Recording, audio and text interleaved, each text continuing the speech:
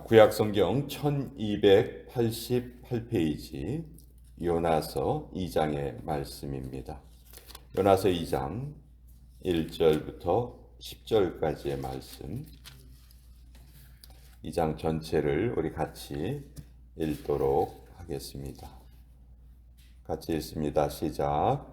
요나가 물고기 뱃속에서 그의 하나님 여호와께 기도하여 이르되 내가 받는 고난으로 말미암아 여호와께 불러 아뢰었더니 주께서 내게 대답하셨고 내가 수올의 뱃속에서 부르짖었더니 주께서 내 음성을 들으셨나이다.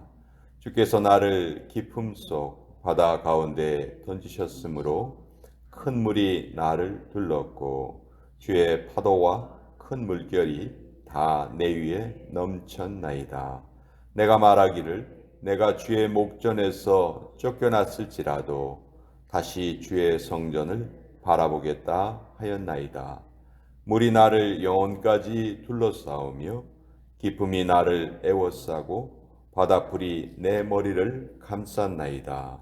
내가 산의 뿌리까지 내려가 싸우며 땅이 그 빗장으로 나를 오래도록 막았사오나 나의 하나님 여호와여 주께서 내 생명을 구덩이에서 건지셨나이다. 내 영혼이 내 속에서 피곤할 때 내가 여호와를 생각하였더니 내 기도가 주께 이르러 싸우며 주의 성전에 미쳤나이다. 거짓되고 헛된 것을 숭상하는 모든 자는 자기에게 베푸신 은혜를 버렸사오나 나는 감사하는 목소리로 주께 제사를 드리며 나의 소원을 주께 갚겠나이다. 구원은 여호와께 속하였나이다 하니라.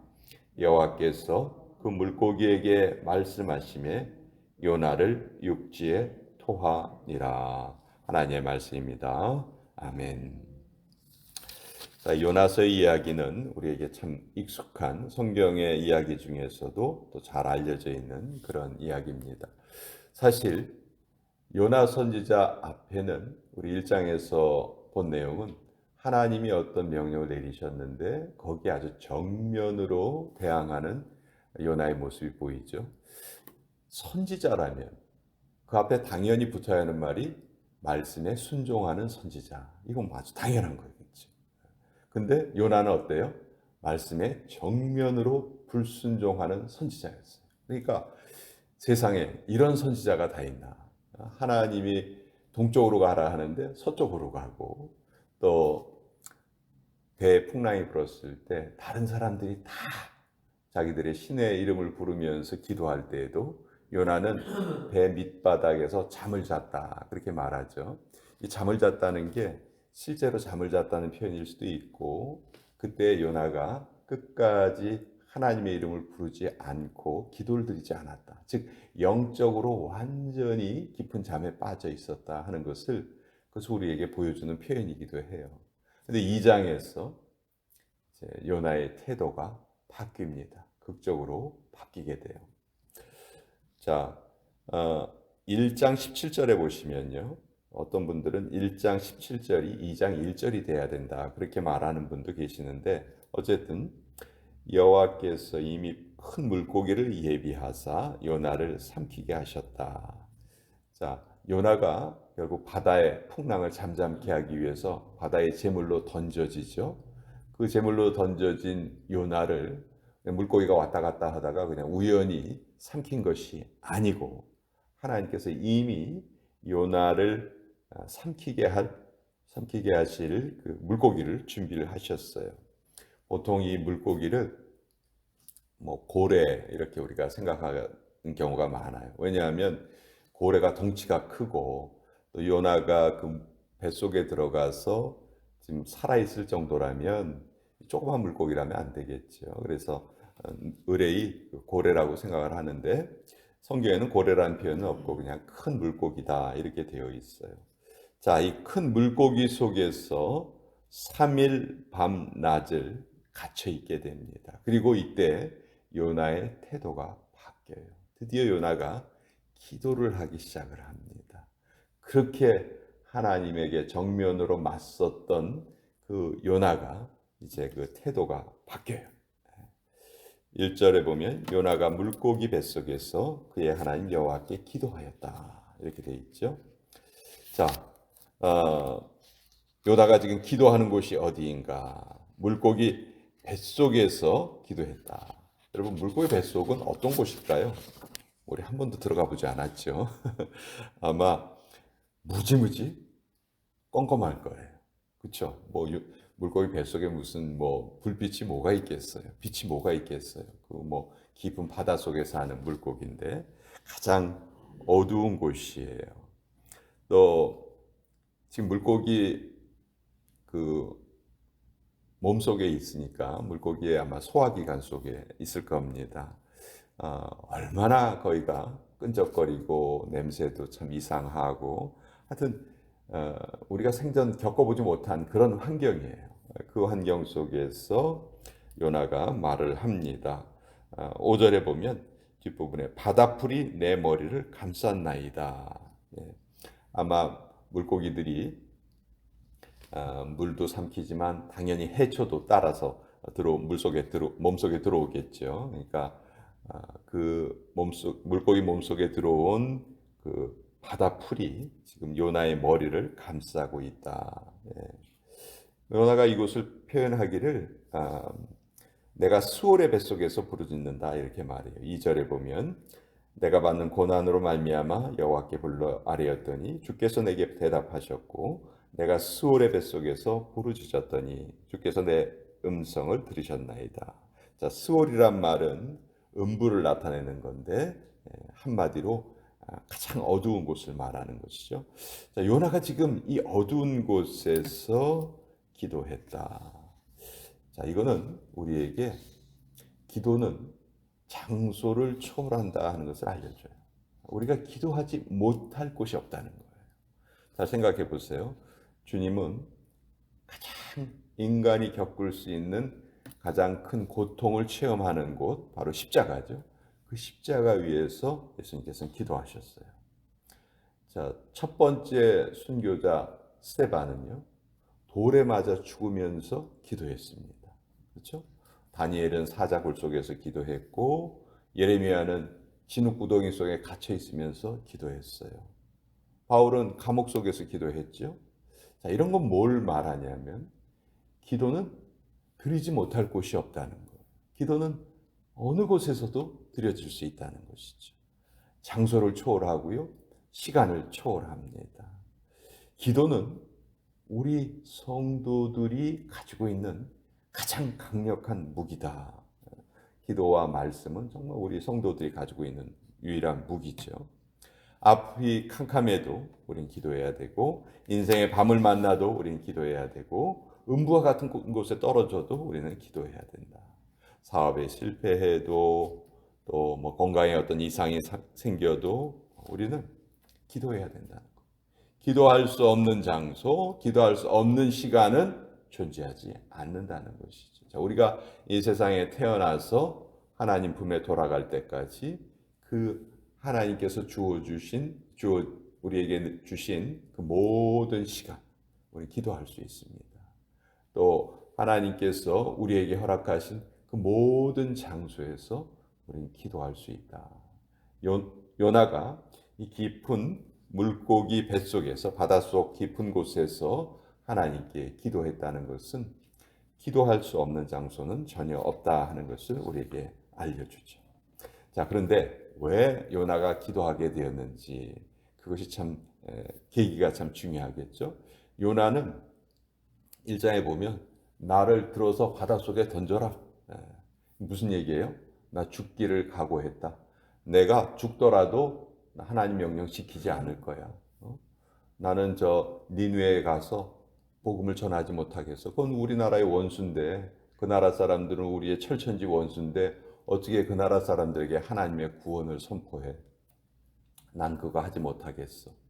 아주 끝까지 버틴기죠. 근데 그런 요나가 왜 이렇게 태도의 변화가 되었는가? 2절에 보면 이르되 내가 받는 고난으로 말미암아 여호와께 불러 아랬더니. 예. 지금 요나의 태도의 변화는 무엇으로 인해서 생긴 거예요? 자기가 지금 겪고 있는 고난 때문이에요. 차라리 죽는 것이 더 편할 것 같아요. 그만큼 지금 고통스러워요. 예. 그래서 그 고난이 요나를 바뀌게 합니다. 고난이 요나의 태도를 바꿔줘요. 예. 우리가 고난을 일부러 자초할 필요는 없어요. 그러나 잘 생각해 보면 우리 사람이란 존재가 고난을 당하지 않으면 별로 기도하지 않아요. 기도를 하더라도 그렇게 간절하지 못하죠. 그러나 우리가 고난 앞에 섰을 때 우리의 기도가 간절해지고 그 기도에는 가식이 없어요. 고난은 어떻게 보면 우리 인생의 밤과 같죠. 그러나 하나님께 붙들려 쓰임받는 사람치고 그 인생의 고난을 겪지 않은 사람은 한 사람도 없어요. 다윗도 이런 고백을 합니다. 시편 119편 67절에 고난당하기 전에는 내가 그릇 행하였으나 이제는 주의 말씀을 지키나이다. 고난을 통해서 하나님의 사람으로 빚어지게 되는 거예요. 예. 만약 요나에게도 이런 고난이 없었다면 요나가 정말 간절한 마음으로 하나님께 부르짖었겠는가. 그래서 하나님의 뜻대로 겪는 고난은 우리에게 너무너무 유익한 고난이다 하는 것을 우리가 깨닫게 됐죠. 자, 이때 요나는 어떻게 기도합니까? 요나는 부르짖어서 기도합니다. 지금 가장 힘들고 어려운 순간까지 떨어졌는데 뭐 내세울 자존심이 어디 있겠어요? 그리고 계속해서 주님의 응답을 확신하면서 기도해요.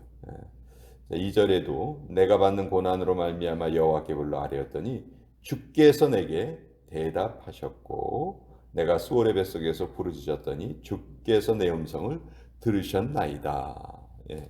지금 자기는 기도하고 있어요. 그러나 이미 나의 기도는 하나님께 상달되고 응답되었다는 확신을 가지고 기도해요. 예. 기도하고 구한 것은 받은 줄로 믿으라. 그리하면 그렇게 되리라. 우리가 기도한 것에 대해서는 확신을 가져야 되겠죠. 예. 기도하면서 확신이 없다면 그런 사람은 두 마음을 품은 자다. 성경이 말하고 있습니다. 그래서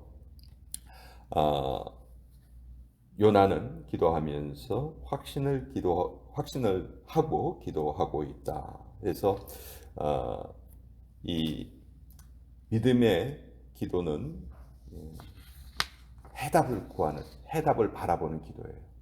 여러분, 기도가 두 가지 기도의 형태가 있어요. 우리가 기도할 때 계속해서 기도를 하면서도 문제에 몰입되는 경우가 있습니다. 왜냐하면 그 문제가 너무 크니까. 그래서 기도를 하지만 계속 기도하면서 중점은 어디에 있냐면 내 문제에 있는 거예요.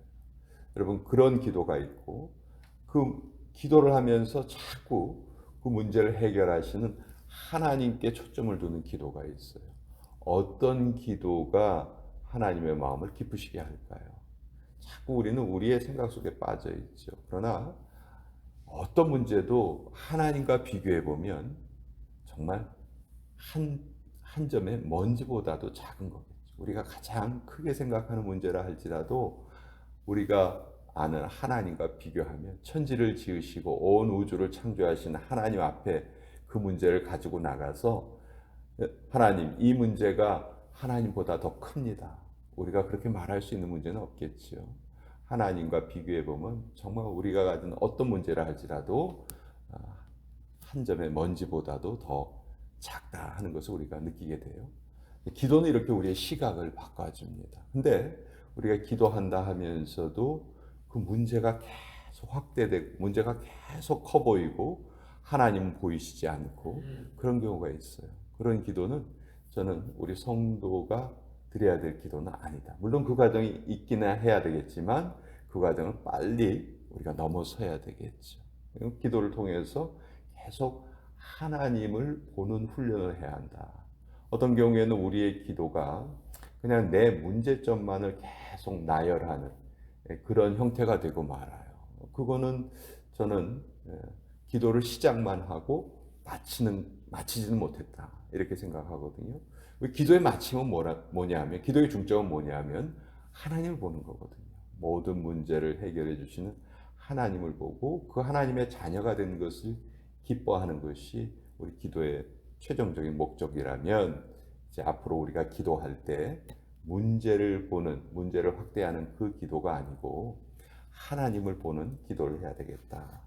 그 요나의 기도도 마치는 기도를 보면요, 지금까지 자기가 기도했던 것이 다 사라져 있어요. 그리고 9절 맨 뒷부분에 보면 구원은 여호와께 속하였나이다.